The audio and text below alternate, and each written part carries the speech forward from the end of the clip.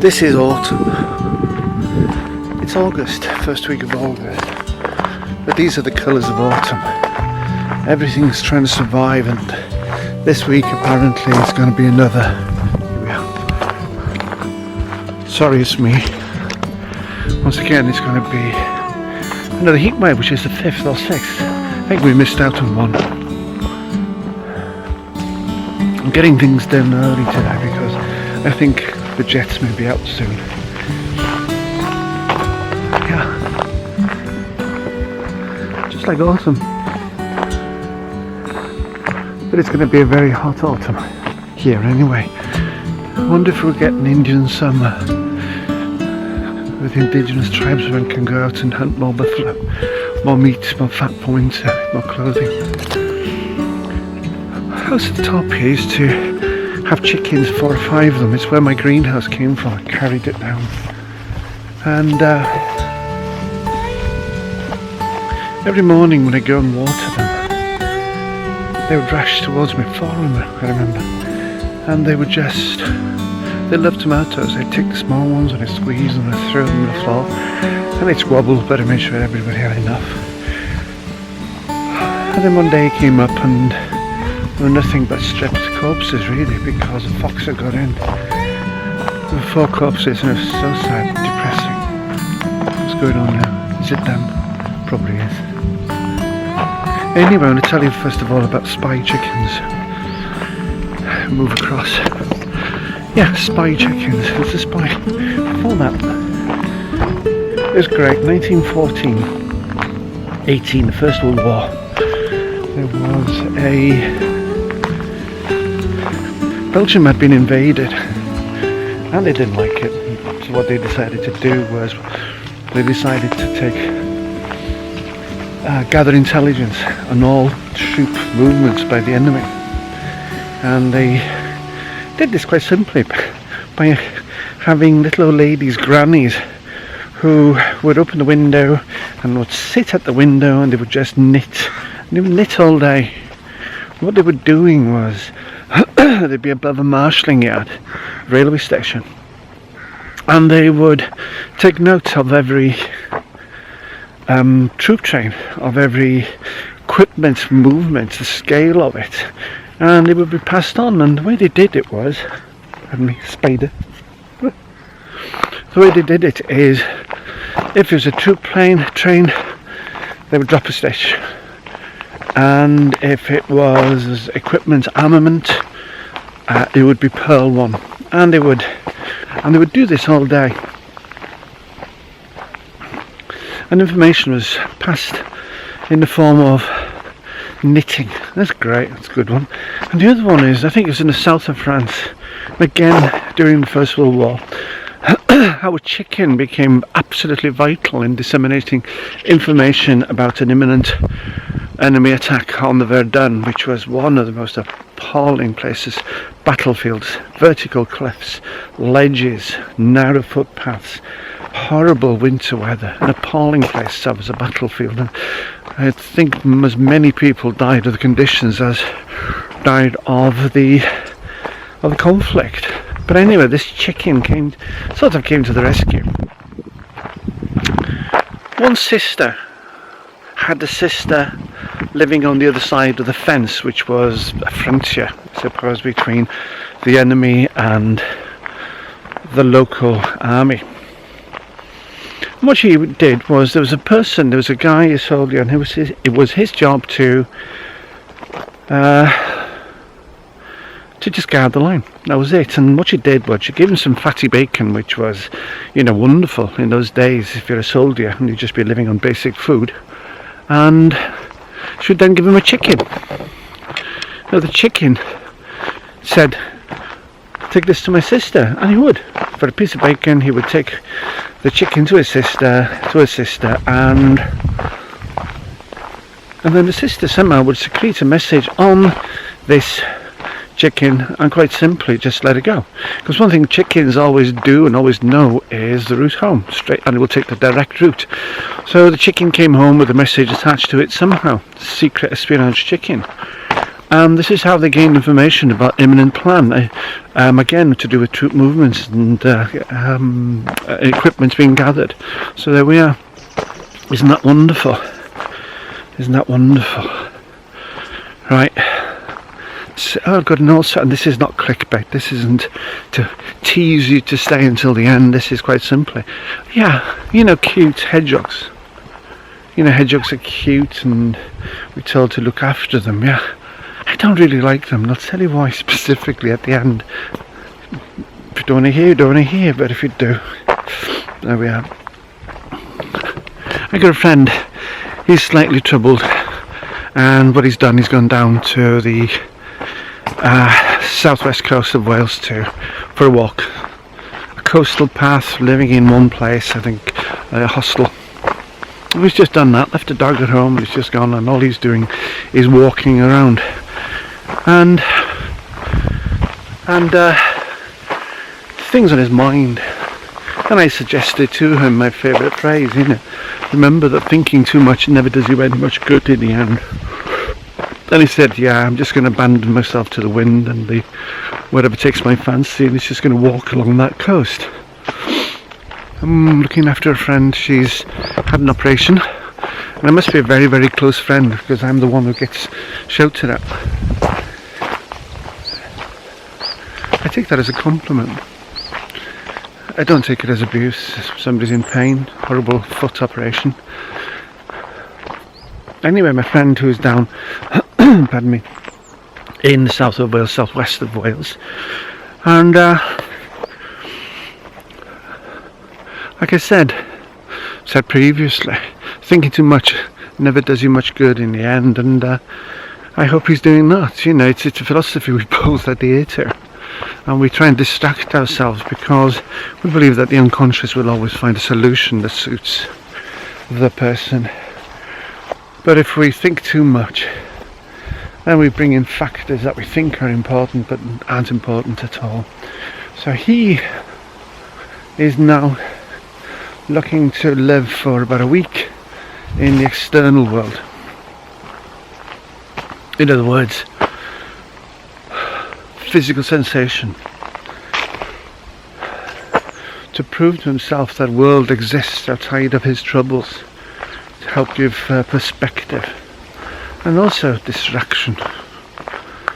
So what he's going to do is he's going to go for a walk, and every now and then, because it's a coastal walk, he will go down and he will quite simply take his shoes and socks off. Take his shoes and socks off, and then he will go and walk in the sea. I'm a great fan of that. Always have been a great fan of that. And if you feel inclined, if you're healthy, if there are no issues, it's a safe area, all that kind of stuff, caveats, looking after yourself, looking after others, is that you should immerse yourself in the water. And the overwhelming sense of cold and invigoration can do so much good. I suppose this is why people go mild swimming, as I call it, or wild swimming, because they say it's the endorphins, they say it's the dopamine, and they're right. But I think it's also the separation between the internal mind and the external mind, so that we're not living entirely through what troubles us, things we can't let go of. As I say, you become preoccupied, and as I said, Baba Ram Das said, if you wear shoes of leather, the whole world is covered in leather, so all you see are through the filter of the expectation or the fear of another. I wonder, do relationships in general, do marriages live like that? Yeah, so we end up living our lives, and I imagine for many people they live their entire lives, the remainder of their lives, programmed. And if the other person passes away, or dies even, then the program is still there.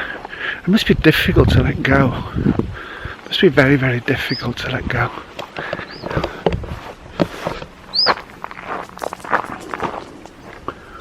There are more animals living in our gardens, wild animals living in our gardens, than in the whole of the countryside. I'm not talking cows or sheep, I'm talking foxes, I'm talking birds of prey, I'm talking, I don't know, moles and hedgehogs.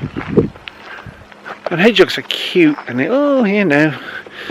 I'm sure Enid Blyton and whosoever gave them an identity which is cute and proper, and when they run they seem to pick up their skirts and scarper. Yeah, that's nice. It's not the ones I got here. Here, years ago, used to be able to see them in the evenings and early mornings and autumn. You'd see them. And you looked after them, you made sure they were safe on the track. But a former neighbour, pardon me, she used to travel a lot. She had 3 kids. She was forever taking them to school, forever taking them to clubs, to meetings, to see family and such. It was very busy for her. She's a lovely person. And she wasn't on lookout for hedgehogs. And so what eventually would happen is that these hedgehogs almost died out, became extinct here because she kept running them over. And it was sad. There's nothing sadder than a flat hedgehog, and especially when there is concern about their about their continued existence. But anyway, she's moved on, and I see her occasionally, and she's lovely. I'm lucky to have good friends, and so it's safer generally. Because the people who live, my neighbours now, they arrive late afternoon, they go to work early morning, and that's not when the hedgehog is about. So beginning to proliferate, and it's one in particular. I'm talking about these cute animals that I hate. I hate little bugger. I honestly do.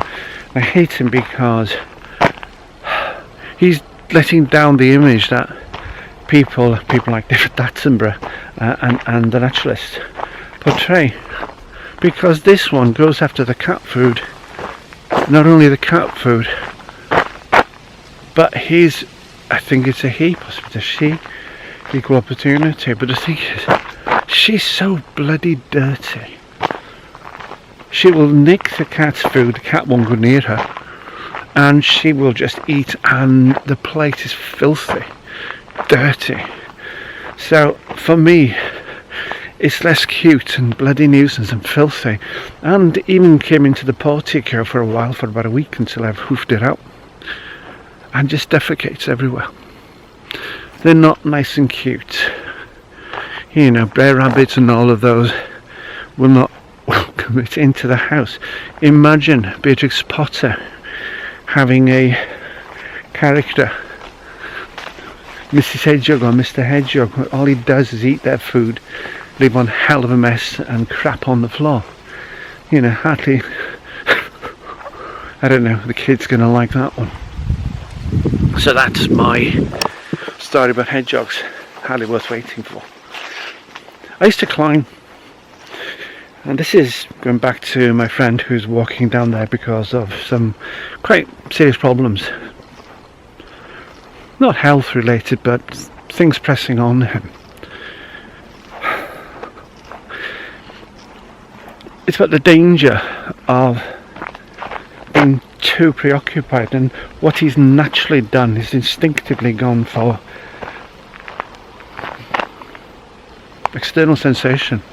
Walking on a cliff, walking on coastal paths, ice cream, teas, bays, beaches. That's what he's going to do. Reminds me, of a I think it's a Phoenician saying. I just touch on so many things. Should have a depth of knowledge by now. Getting old. The Phoenician saying is, to grasp is to die. Could be Egyptian. What it means, and because it was to climb many years ago, quite good climber, very good climber at that time. Standards have just skyrocketed since, but at that time was very good, extreme, severe standard. Serious climbing.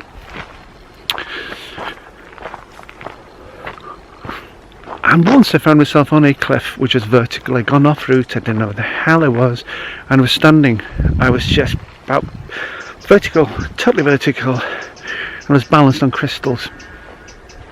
And the only thing I had for my fingers were amethyst crystals, or some crystals of some sort, and that was it. I was on a vertical cliff, and all I had were crystals below my feet, under my shoe, and crystals for my fingers. I'm lucky I was very, very strong, thin as a rake, nose on a stick, but very strong. Managed to get out of it by being bold. And I realised at that particular moment, I'd heard this saying before about to grasp is to die, because I realised that the more I panicked and the more I grasped, I was pushing myself off. These muscles were just getting tense, and I was pushing myself off. So I moved delicately and lightly, incredibly boldly. It was one of those climbing days where I had things, if I had but slipped, and I would not be here, and it would have been, I don't know, good for you, bad for you. Fern. You're expecting a fern call? A chimpanzee monkey. Here am I, Jacques Clouseau, Inspector of Sûreté. I think that's what I think that's what my friend is doing. He is releasing his grasp. The touch on the problem is becoming lighter. And all he's doing is walking in the sea, walking along beautiful coastline, and embracing it, almost letting go, breathing away any tension, or shocking it away with a dip in the cold water.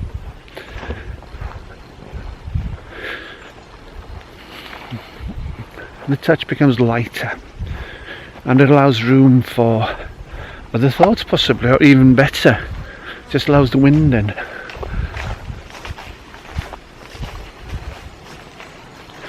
It's the benefits of walking. So there we are. Espionage chicken, spy grannies, and bloody disgusting, maybe it's a one-off, disgusting hedgehog. You know, they look cute, don't they? People love them. I don't. Or this one in particular. So I'm now having to adjust how I close the door in the evening, because I got an igloo in there, you know, soft igloo there. Teddy goes in there occasionally, because this disgusting thing because it's full of hedgehog crap in the morning. I've had to take the carpeting out, waiting for rain. Add a bit of 1001 and clean them, a bit of bleach obviously. So Teddy can't go in there. I haven't seen Teddy since I gave him the worming tablet.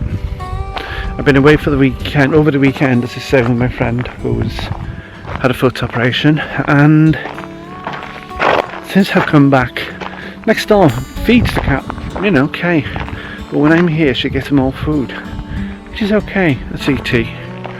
And yesterday, my God, she did well. It's like food on demand, and she demands a lot of food. So I'm going away for a couple of days now. So I'm recording this on a Monday morning.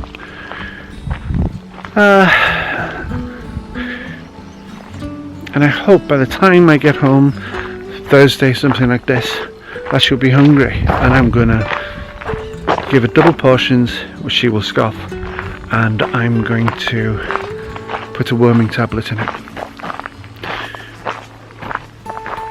She may not come near me, but she knows she's secure and safe. It's a fly. Here we go. Still green. Looks like autumn. We got this.